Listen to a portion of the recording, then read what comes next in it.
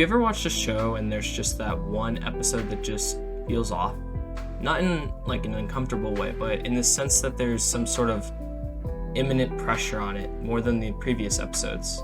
The type of episode that sticks with you for the rest of your life, but in the grand scheme of the series wasn't a key moment per se. I know some of you right now are thinking of the finales to shows that you love, and yes, those are incredible moments at times, but I'm not talking about that. I'm talking about that one episode, 14 out of 25, episode 8 out of 12, that just won't leave your mind. This is what I call the leveling episode, that seems to just capture lightning in a bottle.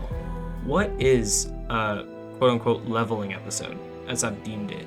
Well, it's sort of self-explanatory, but there's a lot of nuance to it. In short, it's the episode that brings the main character of a series down to earth oftentimes, usually taken off guard by the shock of a revelation in their mind's eye. In this video, I will be using 8 different shows as examples: Attack on Titan, Edgerunners, Re:Zero, Charlotte, Darling in the Franxx, Akudama Drive, Steins Gate, Jujutsu Kaisen, and Chainsaw Man. Specifically one episode from each of the series that I just told you guys, dissecting why each one fulfills the categorical concept I've laid out in the beginning of the video. First concept I want to discuss in this video is the idea of leveling a character. To think of it in real life terms, consider the scenario that you have to sometimes come down to someone else's level to understand the impact of the pain they are going through. Now apply this to a character in a show who's high on life, being faced with the reality that their journey won't be that easy, or that their special ability won't be enough to carry them to victory. And this is what I'd like to reminisce on.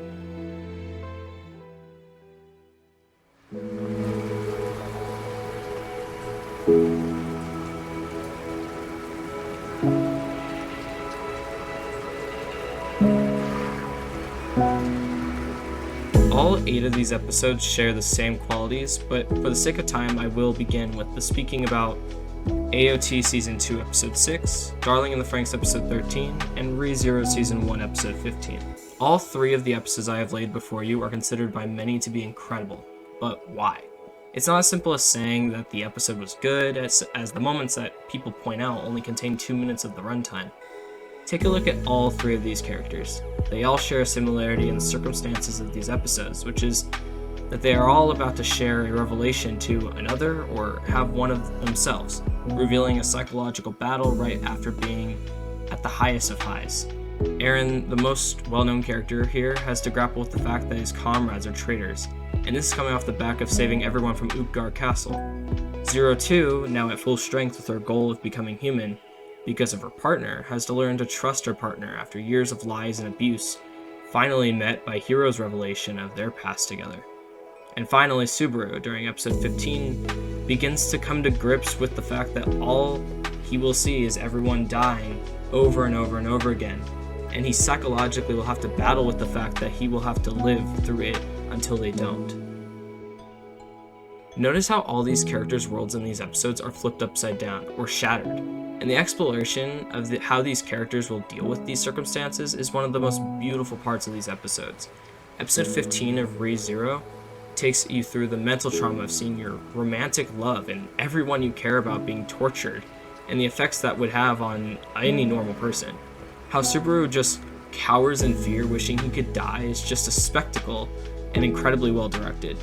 Zero 2's beautiful backstory of learning how to trust and seeing how her distrust hurts the people around her is tear-jerking and beautiful at the same time. Eren's understanding of the world around him being shattered by the people he looks up to and having to find something to hold on to is just awe-inspiring, and that's just one of the factors that play within all 8 of these episodes. None of these episodes are special when these factors play out on their own isolated, as you can just boil this down to good storytelling, right? Which is why none of these factors I list can stand on their own and create that coveted leveling episode as I've deemed it. The teams making these shows, either on purpose or by accident, have perfectly organized the pieces of these episodes into what they are.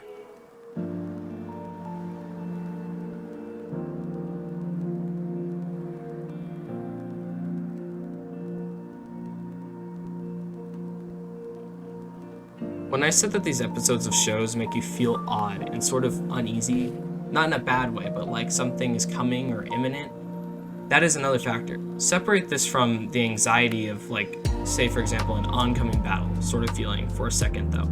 The emotion I'm trying to describe is that feeling in an episode of a show where you feel something consequential is about to happen, but you can't predict what it will be. Episode 6 of Cyberpunk Edgerunners, Charlotte Episode 8, and Akudama Drive Episode 6 all feature this point, plus the first factor I went through earlier. When looking at the aspects of the circumstances they have, they are nothing alike, but they are paralleled, and you can end up seeing the same impact once you do parallel them. Akudama Drive begins to build up the story of the executioners, for example, the police force of the city of the show, showing the viewers that their relationship to each other will be significant during the fight of the episode. Off the back of his sister's death, Yu builds his way to finding out how to live a fulfilling life, enjoying every moment at the fullest with every minute he has left. Cyberpunk drip feeds its viewers about the effects of cyberpsychosis, always keeping it as a looming threat, but during episode 6 it becomes a faucet, just pouring, as the effects of cyberware begin to destroy Main's mind. Each of these episodes heavily features this building effect. Within these special episodes, it's always an accelerated version of this building effect though, never a new build-up effect they're working on. For example, Akudama Drive's executioners were shown to be significant in the past, but because of this extra emphasis on them in the episode, it kind of set me off as a viewer and really made me just drop my jaw to the ground at the end of episode 6 when the master of his pupil died fighting Brawler in honor all the way to the death because of his pride. Charlotte had made it clear that Yu's character worldview was not right, showing that his purpose was uncertain until episode 8, where this became the major focus of the episode, spending most of the episode helping others in his sorrow, eventually utilizing this new empathy to try to save his friend's brother from insanity, so she can make up for the time that she's lost with her brother.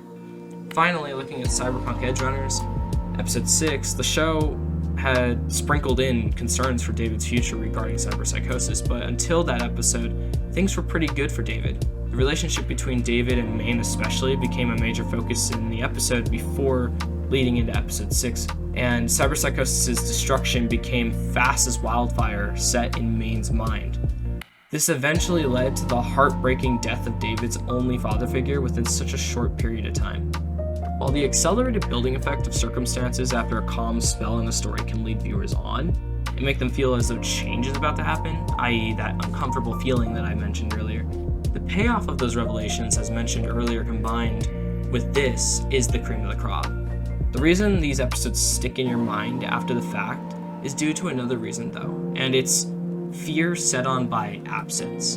Thinking about these episodes, one of the major things that becomes apparent is sound design. Looking at my previous examples like AOT, sound just drops out, and the audio cues are expertly retracted to portray something is wrong. Once again, in Jujutsu Kaisen, for example, the music in certain scenes of Season 2, Episode 3 just drop out to amplify the scene's shock factor.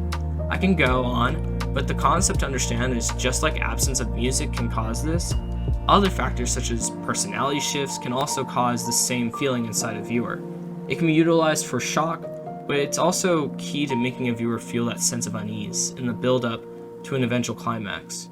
Looking at a show like Steins Gate, this is incredibly apparent in Season 1, Episode 21, as Okabe, who is normally one of the most upbeat, crazy guys with no care in the world, having fun with his friends, becomes a hermit, keeping his emotions hidden, broken by sorrow, becoming quiet.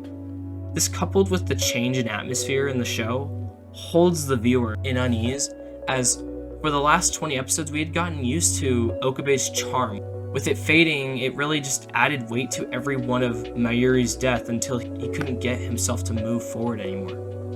Jujutsu Kaisen experiments with this as well in Season 2, Episode 3 with Gojo's personality. The audience is used to Gojo Satoru being an OP main character who knows it, and therefore acts sort of childish when in danger. But when Gojo was faced with someone his own level, it caused a complete shift in his attitude, right before his jaw-dropping death. Lastly, in Chainsaw Man Season 1, Episode 1, Denji has an immediate and obvious presence on the screen. Arrogant, yet humble. Sad, yet horny.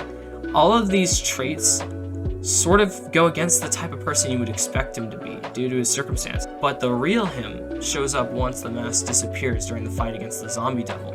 Coupled with the music dropping out, it sets the audience on edge until his eventual shocking demise. All 8 of these episodes have their own versions of these 3 factors I have laid before you, and they are all complexly woven together to create the leveling episode.